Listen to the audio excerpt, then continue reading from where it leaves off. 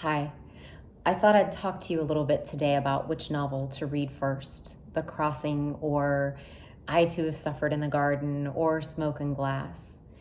The truth of the matter is that I wrote these books in a way that will allow you to read just one and still feel a certain amount of completion.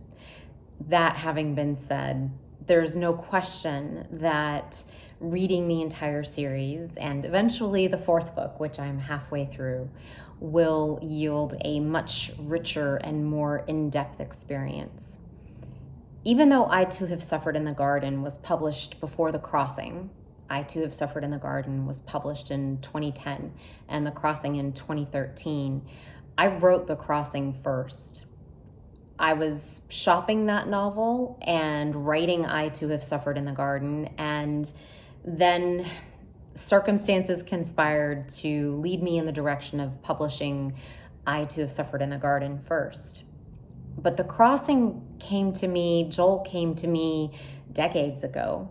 And not only is that book probably my first love, but I think that in many ways, even though, of course, I went back after I finished I Too Have Suffered in the Garden and heavily edited The Crossing, I think in many ways the experience of writing that book makes it my favorite. I think my advice, if you think that you would like to read the entire series, would be to start with The Crossing.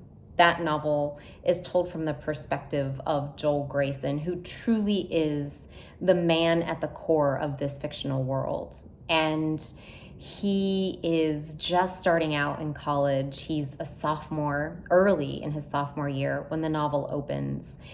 Whereas I Too Have Suffered in the Garden takes place a good 15 years almost later. And by that time, Joel is over 30.